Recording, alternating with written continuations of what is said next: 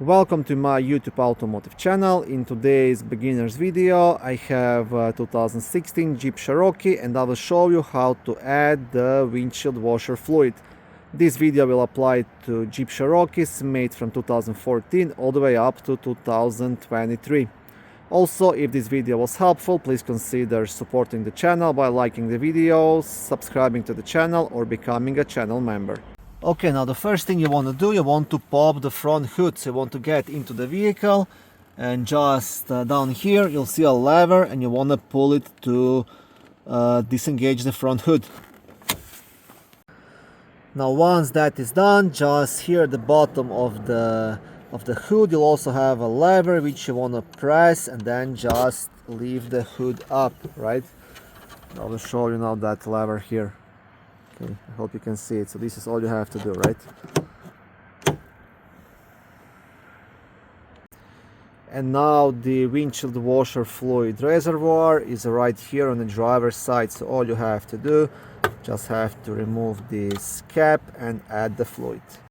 Now when you're adding the fluid, it's a good idea to use the funnel. That way you will not make a mess. And also I will add, depending if you live in the area with cold winters, you always want to use fluid that's rated for cold temperatures. For example, mine is rated up to -45 Celsius because winters here get quite cold.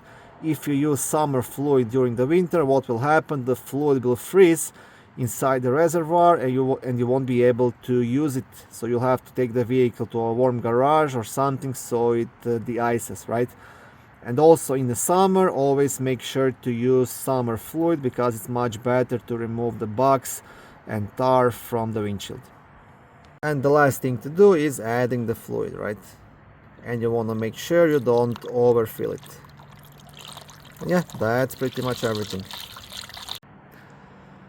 Thank you for watching this video. I hope it was helpful and educational. If it was, please like it and consider subscribing to my YouTube automotive channel.